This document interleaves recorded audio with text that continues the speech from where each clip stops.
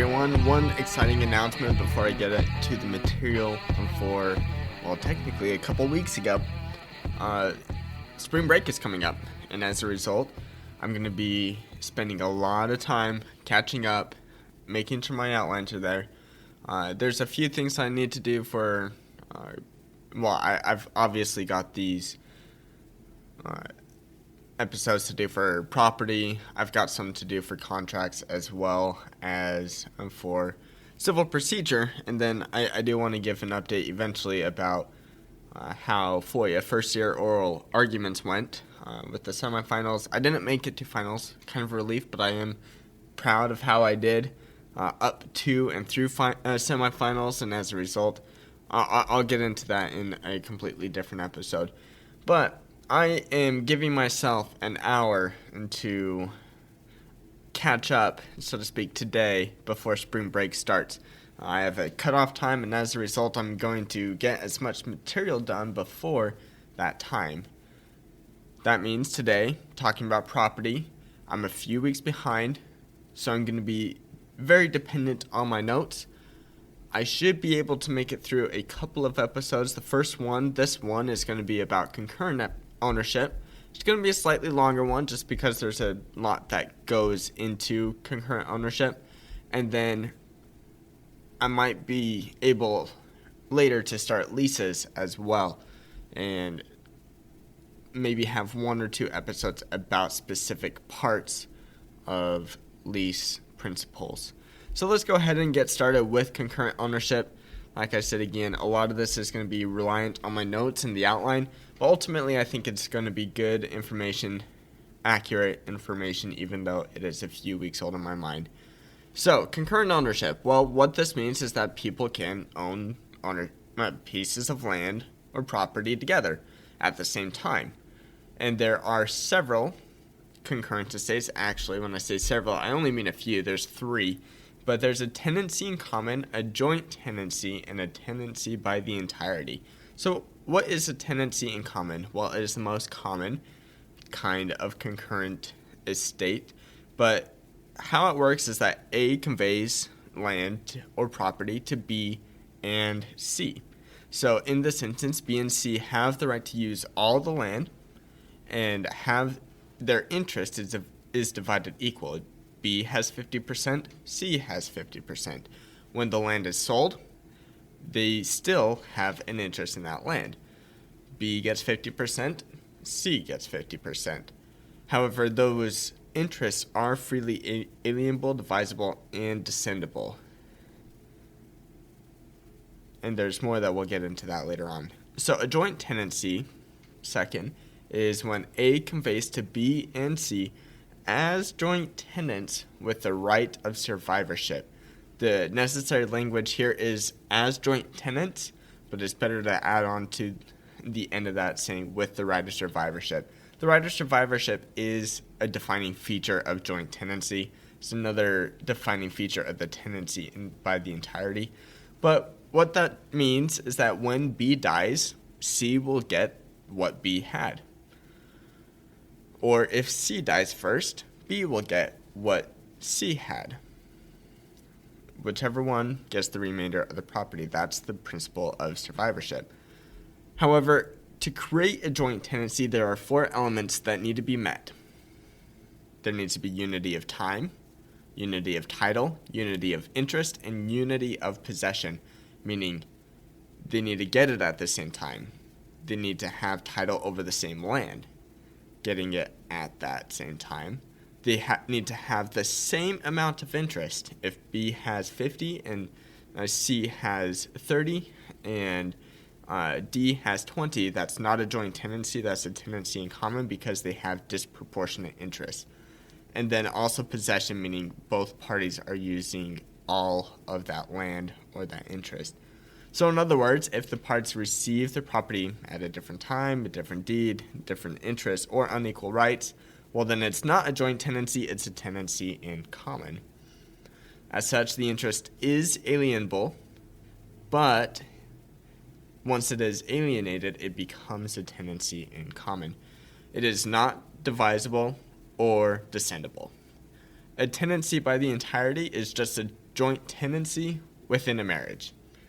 So the way this works is A conveys to B and C as tenants by the entirety. B and C in this situation are going to be a married couple. And so the only difference is that instead of having those 4 elements of unity, we add the 5th one. It's unity of marriage. If this tenancy, the only way to end this tenancy is either through the death of one of the spouses, the divorce of the spouses, or if the spouses agreed together to end the tenancy by the entirety. So our case here was James v. Taylor. Pretty much what it says is that if there's any ambiguity in the language, well, then we're going to assume that it is a tenancy in common. The case that was the issue here was whether or not the language created a joint tenancy or a tenancy in common.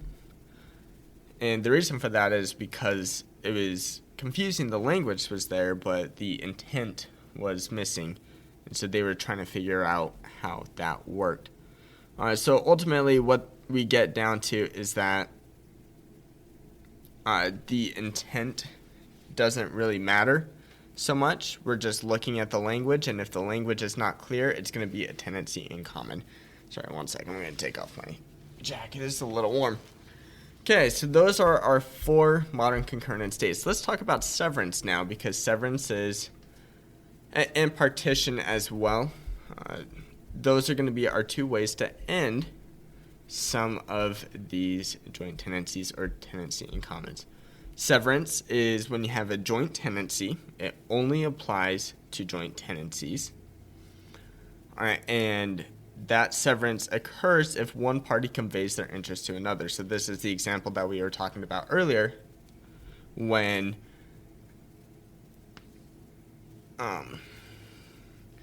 A conveys to B and C. They each have their 50%, and then B goes ahead and gives 30% to D. And so B in this instance would have 20%, D would have 30%, and then C would still have their 50%. But you notice here that there's no longer unity of possession. Unity of interest. Their interest is different. And as a result, there can no longer be a joint tenancy, and consequently, the joint tenancy is severed and becomes a tenancy in common. That is the case, even if the land is leased. A lease does not sever.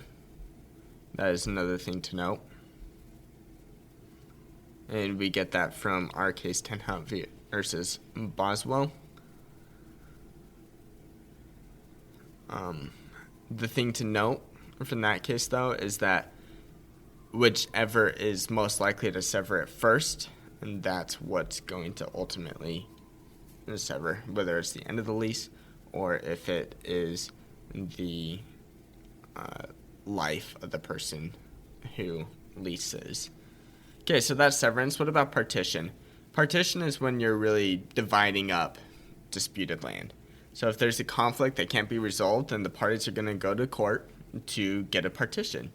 And the point of this is to end the co-tenancy and distribute the assets of that property. So our case here is Arkland Co. versus Harper. Harper was a homestead on some coal land. Arkland had bought all the land surrounding, including some of the family members of Harper who had this interest. It was a joint tenancy, or maybe it was a tenancy in common, I believe. Anyways, Harper, a few of the kids wouldn't sell to Ark, and Ark was saying, okay, now let's partition this. We'll divide it up, and I'll sell the rest to you guys, pretty much. Or I'll buy the rest from you. So our takeaways from this case is that there are 3 options to resolve a dispute. First, you can sell the property and divide it equally between the co-tenants. Second, you can buy out the other party. That's what Arkland had done in a lot of these situations. And third, you can ask the court to partition. And there are 2 ways to partition. First, you can partition by sell, which is where you sell the property and then divide it equally between all the co-tenants according to their interests. Or you can partition by kind, which is where you literally go and you map out what spots are going to be whose, and based off of their percentage of how much they own and interest and such as that. And it's a physical cutoff. It's not going to be selling and dividing interest. It's going to be specifically cutting and dividing the land. Our default rule is when we ask a court to partition is that we want to partition by kind. So there needs to be a good reason not to partition by kind if we want to partition by sell instead, and that is because some parties may not want to sell. So what does the party who wants the partition by sell to show? The party has to show no convenience. It would be inconvenient to partition.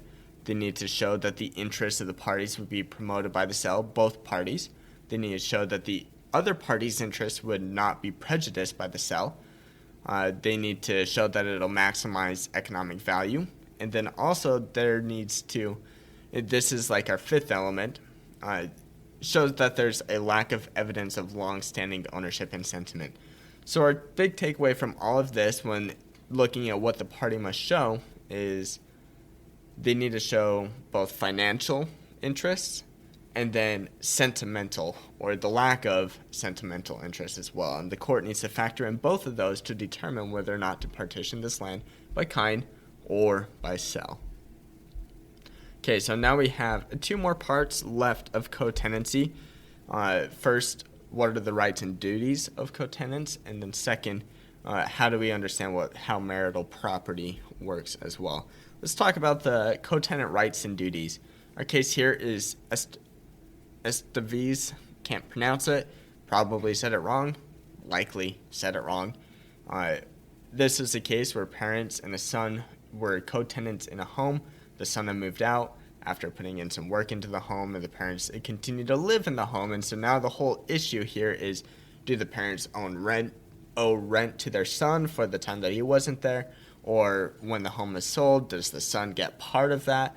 Do the parents get all of it? How much does the son have to pay for caring for mortgages? All these kind of things that may be rights and duties that co-tenants have to have. So we have several rules that we need to follow. The first rule is that if parties create their own rules, well, then we're going to follow their rules as far as who does what and who is responsible for what.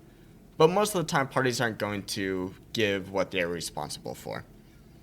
That's pretty typical, and that was the case here.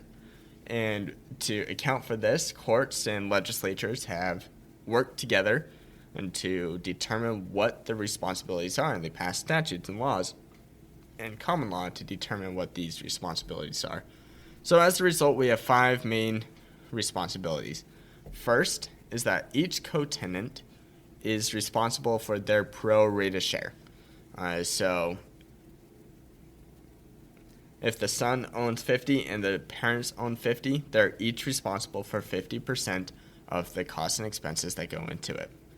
However, if the son is not living there, the parents do not owe rent to a co-tenant who is out of possession unless if that person was ousted. The parents changed the locks or wrote to the son saying you're no longer welcome here.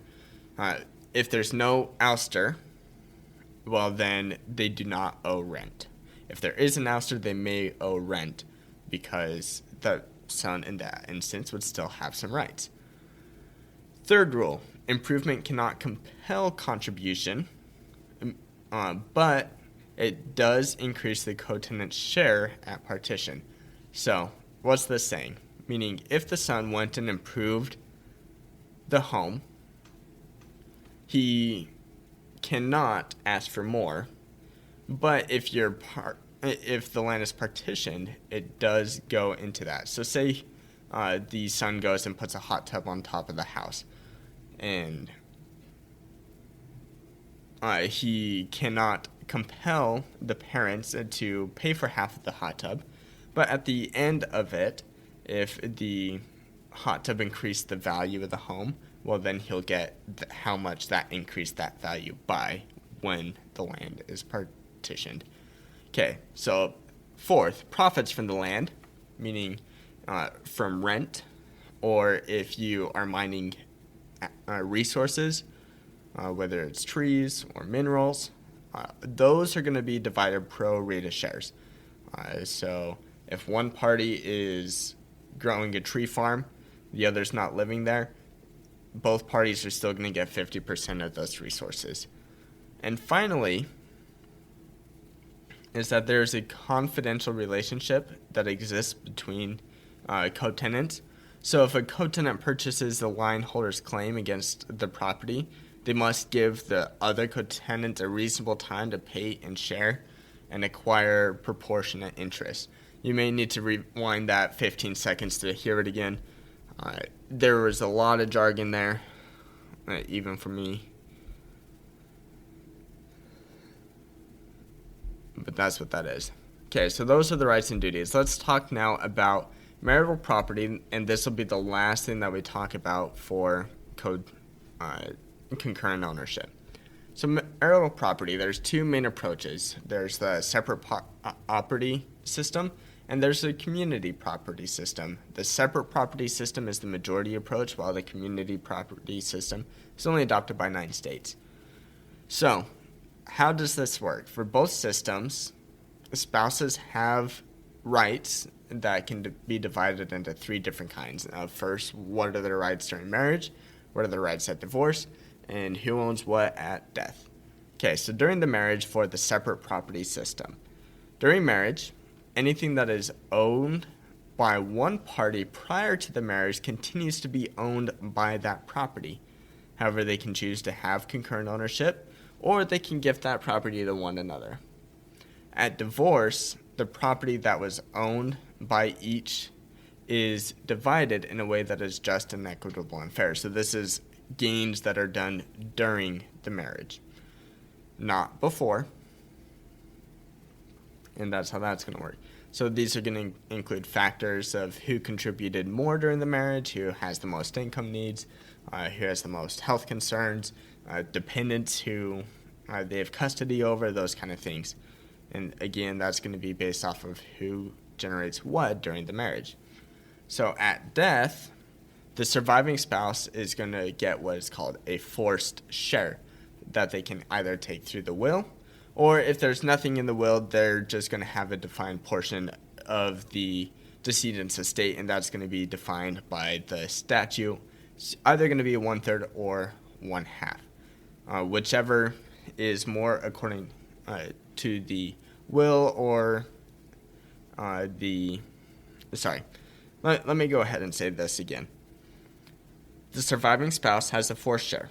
That forced share can be determined in the will, but that forced share is not to be any less than what the statute says, whether that statute says they get 1/3 of the property or 1/2 of the property. It's usually one of the two, depending on the jurisdiction you're in. So that way, the surviving spouse gets at least something of this estate. So what that means is that if the will goes ahead and divises all of the property to the heirs, well, then the spouse is still going to get 1/3 or 1/2, depending on the jurisdiction. They're still going to take their forced share.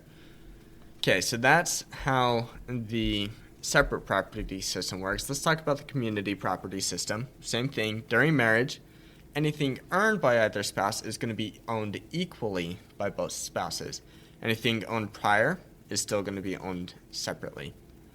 And this is different because during the marriage, for a separate property system, what you earn is what you keep. If a person's a lawyer and a person's a doctor, income from the lawyer goes to the lawyer, income from the doctor goes to the doctor, and anything purchased out of that lawyer's income belongs to the lawyer, anything purchased out of that doctor's income belongs to the doctor, all that kind of stuff. At divorce, though, the property is divided equally because it's community. But some states are still going to consider some of the distribution factors that were mentioned in the other.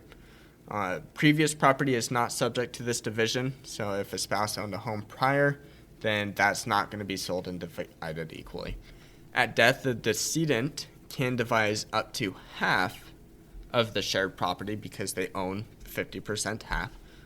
and all the other previously owned property that they have. So lawyer dies, can sell the home it can devise their home previously from the marriage, and then can devise up to half of what they have because they have a 50% interest. That's going to be those two things. Just a couple more things to note about the co-tenancy in marriage. Going back to the tenancy by the entirety, is that there are several benefits that come from this. Note that this occurs in marriage. Some of these benefits are the right of survivorship. There's no unilateral severance, meaning you need to have permission to sever the tenancy by the entirety. And there are creditor protections. And the reason for this is because if one spouse does something, because their property is all shared, then you can't have a credit against the spouse who did that thing wrong because that property is still tied to the spouse who didn't do that thing that is wrong.